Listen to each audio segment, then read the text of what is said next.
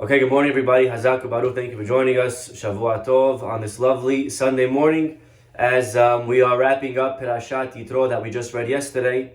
And as is our custom, we will discuss something on the Parashat of yesterday, Parashat Yitro.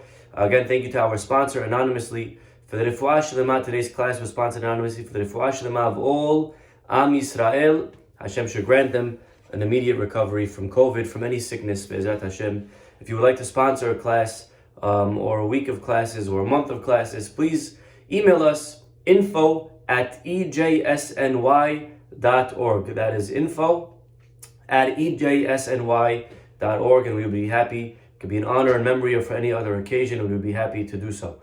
Rabotai, Rabbi Hirsch points out something fantastic on the Ten Commandments, something that we've spoken about in the past, but it's worth mentioning again. And if you look at the Ten Commandments, and there are many ways to divide 10, okay, the simplest way to divide 10 is just 10 divided by 10. And Hashem could have given the 10 Commandments on one tablet. 1, 2, 3, 4, 5, 6, 7, 8, 9, 10. And that's not how He gives them. He gives them 5 and 5 on two separate luchot. He gives them 5 and 5. And the commentaries, of course, discuss the significance of 5 and 5. And they notice the most obvious difference between the left and right side is that the right side, the 5 on the right, are ben adam lamakom, are mitzvot that pertain man to God. The mitzvot on the left are ben adam lahavero. Okay, and it's clear like that. We look at the 10 Commandments, and you see the first 5 are believe in God, don't do other gods, don't use God's name in vain, Shabbat. These are all man Hashem. Beautiful. The left side is don't kill, don't steal, don't commit adultery. These are ben adam lachavero, man to man. A beautiful insight. But Rabbi Hirsch takes it one step further. Rabbi Hirsch, Rav Samson Raphael Hirsch, he says something beautiful. He says, if you pay attention, the right side that deals with man and God, yes, it's ben adam lamakom, but we see a very interesting progression. Where does a mitzvah between man and God begin? Where does our relationship with God begin? It begins in the mind. It begins in the heart. That's where God is. He is in our minds. And that's the way we relate to Him. With Emunah, we believe. And that's where the first commandment is, in the mind. Anochi Hashem Elokecha. But faith cannot remain in the mind. Faith must translate, and it must permeate the rest of our lives. It must permeate and our actions, our speech. And take a look. Anochi is the first commandment. But look at the right side, just the first 5. It doesn't stay belief. Belief must slowly translate into how we speak. Don't swear in my name in vain.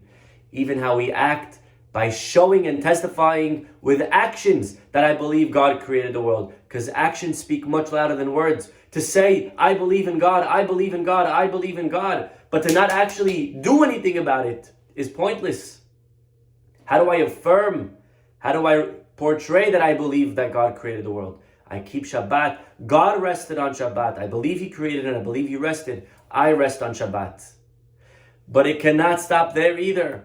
Because faith in God, our relationship, man and God, must as well slowly translate into man and man. And even the 5th commandment, which is on the right side, is as well deals with our relationship, man and man, which is social relationships that we have. Kabed et avicha ve'et imecha, which means to respect our parents. And so faith is not so simple. Faith is not only up here. Faith is how we talk.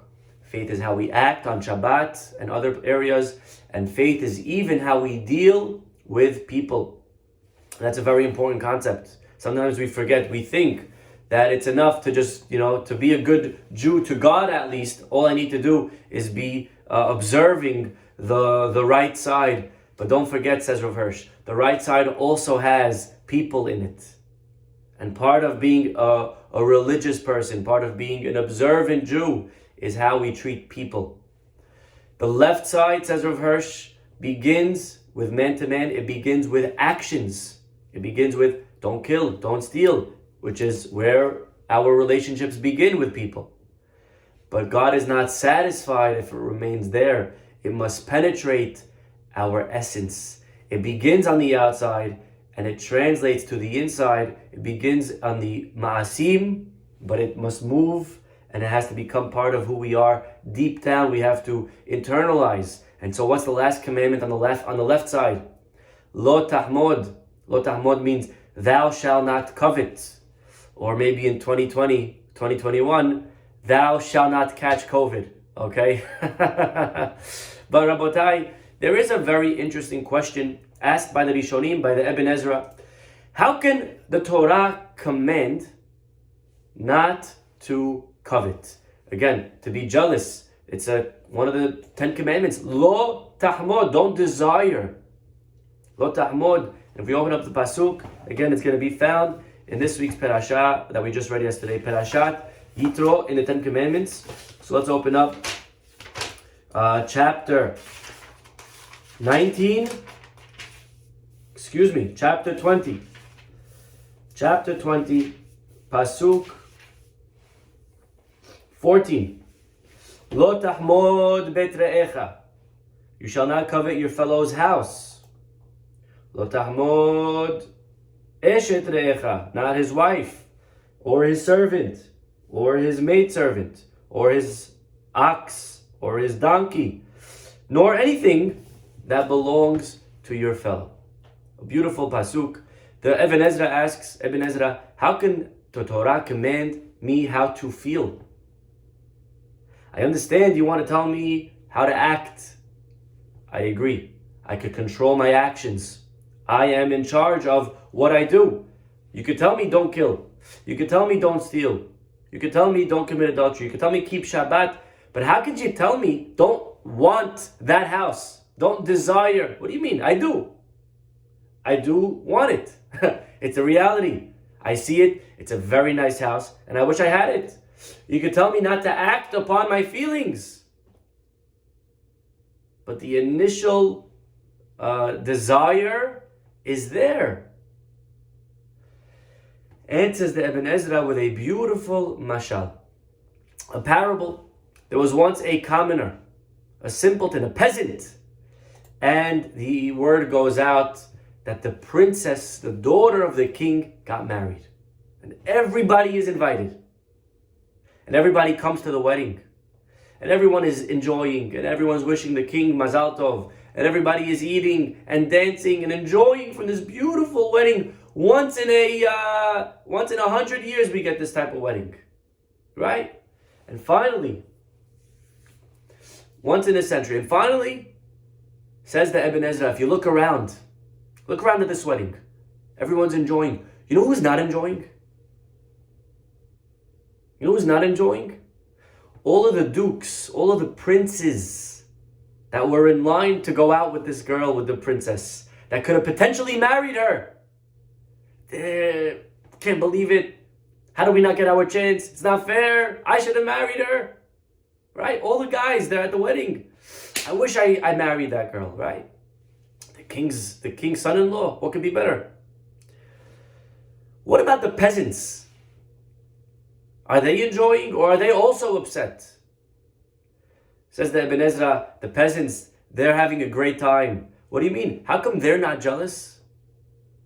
They wish they married the queen, the princess? Says the Ibn Ezra, no, they don't. There's no jealousy between them and the princess because they know she's out of their league. I will never have a chance of marrying her. And therefore, I'm able to enjoy life. I'm able to enjoy the wedding. I don't think that I should have married her. I couldn't have. She was never a thought for me. It's not an option. So says the Ibn Ezra, you see beautifully, very clear and simple proof that we can control our jealousy. The Ibn Ezra, look at the peasant. He never thinks of marrying the princess. He's not jealous. How come? How come he's not jealous? Because he knows it's not for me. Says the Ibn Ezra, we see from here that we are in control of our feelings, of our thoughts, of our jealousy. Our job, when the Torah says, don't covet, don't desire. You know what that means? That means that we need to build our hashkafa. We need to develop our philosophy. We need to build up our belief system to the point that we realize that everything in the world that's someone else's is like the princess to the commoner. Just like the commoner doesn't even dream of taking her, she's not for me. That's it. There's no jealousy. Open shut case. He knows from the beginning he was raised. You'll not marry the princess. She will never marry you. We need to raise ourselves. We need to train ourselves to realize that everything that someone else's was meant for them and not meant for me. Because God knows what I need. And God gave it to him. God gave it to her. He didn't give it to me. And if a person has that emunah, what comes out is that if a person is struggling with jealousy, they need to work on emunah. That is a powerful concept. That if a person is jealous, if a person is not happy, and again, I'm happy with my life overall. I'm very satisfied. But there are times that I see someone and it hurts my morning when I see that they're successful living a certain lifestyle. It hurts my morning when I see this other person, they're able to go around and to do certain things, and I don't have that. And it hurts. I wish I could. And sometimes I'm a little bit jealous. That's a lack of emunah. This is the beautiful answer of the Ibn Ezra. The Ktav ve'HaKabbalah, he gives another beautiful answer. And he says something that's a little bit similar but a little bit different. And he says the following. What do we desire in life? What do we want? Right? We desire things that are important to us.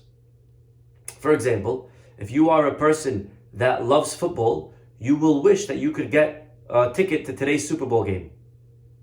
If you are a person that loves chess, you will wish that you could get a one-on-one chess match with Magnus Carlsen. If you are a person that loves tennis, you will pray that one day you could have half-hour hitting with Roger Federer. If you are a person that loves boats, you will have a dream of buying a yacht.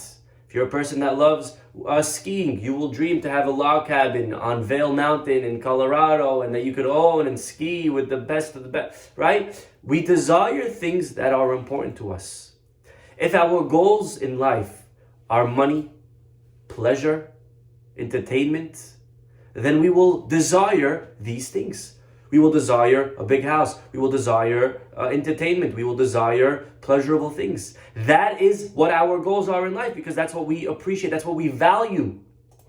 And the Torah is saying, not that we shouldn't covet, but that we should develop a system, a value system, that spirituality is the most important thing to us. Beautiful. That's what the Torah is saying. When the Torah says, don't be jealous. Why should I not be jealous? Because that shouldn't be important to you. We shouldn't want money. We shouldn't be thirsty for materialistic things. That's not where what we should be jealous for. What? A person is more religious than us. We should develop a value system that's the things that we are jealous for. And by the way, it's mutar to be jealous of those things. That's called kinat sofrim. To be jealous for proper things is allowed. The problem is when we are jealous and we desire things that are materialistic. That's the problem. And according to this, it comes out of big chidush. It's not only asur to want your friend's house or your friend's ox or your friend's car. It's asur to want a house that's like their house. That's the problem. It comes out according to him. The fact that you even want a house like that and that you're dreaming all day long and that your life revolves around getting a yacht. That shouldn't be your focus in life. Our focus should be, I wish I could get to the level that I'm learning every day, that I'm doing the daf every day, that I'm doing chesed every day, that I'm praying like that person. We should develop that system, that value system. You know, this is obviously a big mahloket. According to Avraham ben Harambam, he says something very interesting. And he says it's only asur if we want that specific house. That's where we violate the commandment, thou shalt not covet. It's even interesting more to take a deeper look for a minute. The Gemara brings opinions that clearly say one only violates lo tahmod. You ready for this? We only violate thou shalt not covet if you go out and do something to take that house and make it yours. It's a very big chidush. because my whole life I was raised thinking lo tahmod means you shouldn't covet, you shouldn't desire. The Gemara is clearly saying that we only violate it if we actually go and take it. We say, hey, I want your house. Either sell it to me or I'm going to take it a different way. And when we force the person to give it to us, that's where we violate lo tahmod. And the Hinuch holds the same thing, which is obviously, clearly goes against the Ibn Ezra. The Ibn Ezra asks, how can the Torah command me to control my emotions? So you see that the Ibn Ezra understood that lo tahmod was just in the realm of thought and feeling, not in the realm of action. That clearly contradicts the Gemara. What's the answer? And the answer is that if we look at the second set of commandments, when they were repeated by Moshe in Parashat Va'et Hanan, you know, Moshe at the end of his life, he repeats the entire 40 years to the generation that is standing in front of him that is about to enter the land of Israel. And he repeats the 10 commandments, and it's a very interesting study to compare and contrast differences between the first 10 and the way they're repeated by Moshe in Va'et Hanan. And if we look over there, the Torah says something very different. Lo tahmod eshet re'echa ve'lo tit'aveh bet re'echa.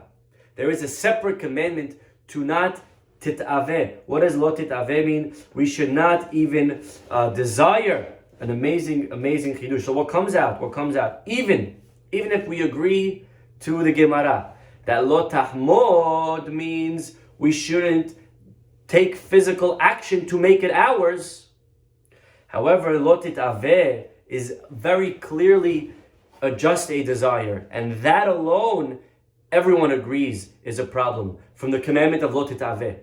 So a lot of times we say lo tahmod, don't be jealous. It's not so simple if that's what it means. But lo tit'aveh is the more correct pasuk that we should be quoting. Be it as it may, the idea is the same, the halacha is the same, the concepts are the same. There is a Midrash in Parashat Kedoshim. We know that every 7 years the Jewish people gathered in the Beit HaMikdash. Father, mother, son, daughter, baby, everybody. They gathered, child and elderly. And they would read, and they would fulfill the mitzvah of Hakel. And they would gather together, and the Kohen would sit down, and he would read out loud, or the king rather, he would read out loud all of the certain commandments to the people. It was every 7 years, but it was a very strong sermon that he would give. What would he read from? Where would he get his material? Well, he would read from Parashat Kedoshim. And obviously the question is, what's so special about Parashat Kedoshim, which we're not going to read until a couple of months from now. Parashat Kedoshim is in the middle of the book of Vayikra. We'll read it after Pesach, of course, in the middle of maybe April or May. But what is so special about Parashat Kedoshim? And the Midrash says that actually Parashat Kedoshim has in it, if you look closely, you will find all of the 10 commandments. Not explicitly, but they are there. And so, for example, the parasha begins, Ish imo ve'aviv tirau. Which commandment is that? Echoing. To fear our parents, that's the 5th commandment. Then it says, Ve'et shabbatotai tishmoru. Keep Shabbat, that's echoing the 4th commandment. Don't stray to other gods. That's clearly the first 2 commandments. Then the parasha, it lists all of them, and the Midrash goes one after the other. Lo tignovu, do not steal, do not commit theft, do not commit adultery, do not kill. It goes through all of them. One of them that we will not find is lo tahmod.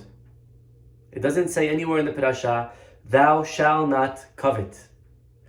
And therefore, the question that is asked is the Midrash, and Midrash deals with this, it answers, but which one corresponds to lo tahmod from the 10 commandments? And this is what the Midrash says, unbelievable. You ready for this? The Midrash says, the answer, the one that corresponds to lo tahmod is a pasuk that we all know. Ve'ahavta lere'acha kamocha. Love your fellow just as you love yourself. And the Midrash is telling us something amazing. That lo tahmod isn't just God saying, don't want their house, don't want their children, don't want their spouse. More than that, ve'ahavta l'reacha kamocha, that we need to be happy for them, that they have it. That is an amazing level that we have to strive for. Again, one could think walking away from our parasha that it's enough if I just say, you know what, I'm happy with what I have. Be happy. Sameach bechelko, right? Ezehu ashir hasameach bechelko. Stop dreaming about their house. Because, we're always looking over our shoulders at what they're doing. We're always looking at the vacations that they have. We're always looking at the seder that they have. We're always looking at the car that they have. And we forget to enjoy our car. We forget to enjoy our house. We forget to enjoy our children. We have beautiful goods. God gave us blessing. Enjoy it. Stop drooling over other people's stuff. We'll never enjoy what we have if we're always looking over our shoulders at other people. And therefore, be happy with what I have. I could have thought that's the commandment. Ezehu ashir hasameach bechelko. What comes out, says the Midrash, no, it's more than that. It's not just that I should be happy with what I have. Ve'ahavta l'reacha kamocha. I have to be happy for them that they have it. Of course, the Kotzker Rebbe used to say on this Pirkei Avot, Ezehu ashir hasameach bechelko. You know what that means? You know who's ashir? You know who's really wealthy? You know who's really rich? Hasameach bechelko. He who is happy not only with what he has, he was happy with what he has. He who is happy with what everyone else has. To be happy for them that they have it. A man once came to Rav Zilberstein and he said, Rabbi, I'm happy with what I have. But sometimes here and there, I see my neighbor, I see my friend, I see they have success. Now in these hard times, they sold all these PPE equipments and they're making so much money in COVID. I see that they have extra money. I see that they're able to afford a vacation in these difficult times. And I'm jealous. I wish I had what they have. Rav Zilberstein said to them, that person, your neighbors of yours that you're jealous of, you know that they have stomach ulcers? You know that their spouse, lo aleinu, is sick with cancer? You know that his kids have this? You know that his father has that? And this person said, what? No, I didn't know that. They have, oh my gosh. And Rav Zilberstein said, you sure you still wish what they had? You still wish you had what they have? The man said, no, Rabbi, I'm very happy with my life. We need to remember that we're so jealous of other people, but we have to be jealous of everything. Remember, they have sicknesses. Are we jealous of that? Do we want their sickness? They say a person is never jealous of their friend's medicine cabinet. No one ever said, I wish I had all those doctor appointments. I wish I had all those sicknesses. I wish I had to take all that medication. I wish I had all those prescriptions to take. Has v'shalom. Nobody would say such a thing. And that is, if we go back to the pasuk, ladies and gents, take a look at the pasuk in our Parashat Yitro, and the cure to jealousy is in the pasuk, staring us in the face. Lo tahmod, do not covet their house, their wife, their ox. V'chol asher l're'echa, and everything they have.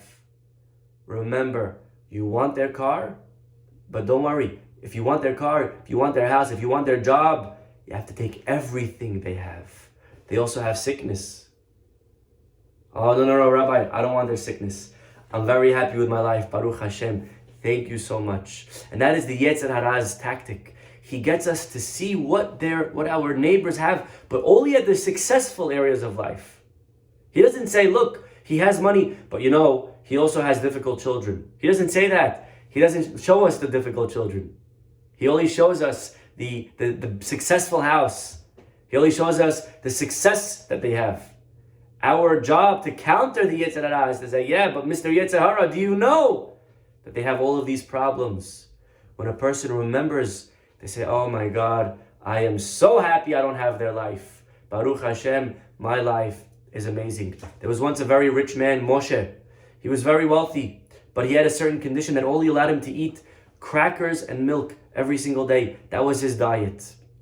He had a neighbor, Chaim, that was not so successful, very, very poor. All he could eat every day was a little loaf of bread, a radish. And one day Chaim goes to Moshe, he says, Moshe, you're so lucky, you have such a life. Me, all I could eat for dinner, all I could afford is a bread and a radish. Moshe hears this, he starts crying. He says, do you know what I would pay to have one bread and one radish? I wish I could afford a bread and a radish. Me, because of my situation, because of my diet, because of my sickness, all I could eat is milk and crackers. And Chaim walked away realizing he was much richer than Moshe ever could have dreamed of being.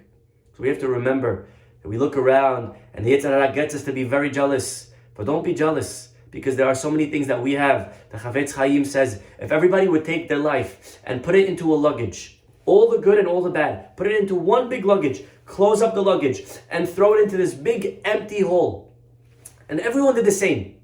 Everyone took their life, the good and the bad, put it into a luggage, zipped it up, threw it into this big empty hole. And God says, you know what? I'll give you the choice. Go in and take any luggage you want. Says the Chafetz Chaim, I guarantee everybody would walk in, they would look through all the luggages, the good and the bad, and they would walk away with their very own luggage. Hashem loves us. Hashem knows what we could handle. Hashem gave us a life that is hand-tailored for us so that we can be the happiest. I want you to know that. I know we don't realize this, but Hashem wants us to be happy. Believe it or not. Hashem wants us to be happy more than we want to be happy. And Hashem knows this is the perfect life for us to be happy, to achieve joy. This is how. And He gave us the life that's perfect. Yetzer Hara comes and he tries to ruin it. He tries to corrupt it by making us look around us and see all the success. We have to realize and have the Emunah that God knows what He's doing. He gave me the perfect life for me. He gave you the perfect life for you. And to be able to reach this level of not only sameach bechelko, not only to be happy with what we have, but to be sameach bechelko, to be happy for your portion. I'm happy for you. God gave you what you need. God gave me what I need. And by doing so, we will be able to tackle this midah of lo tachmod, of jealousy, to cure ourselves and rid ourselves all of the negative energy of the Yetzer Hara that he tries throwing into our minds, which is all taking away joy from us. We don't realize he's taking away joy by the hour, by the minute, by the day. Get it out of here. Get it out of here. I am very happy with my life. God gave me the best life for me, and I wouldn't want it any other way. May we zochet to find that joy in our lives. Amen.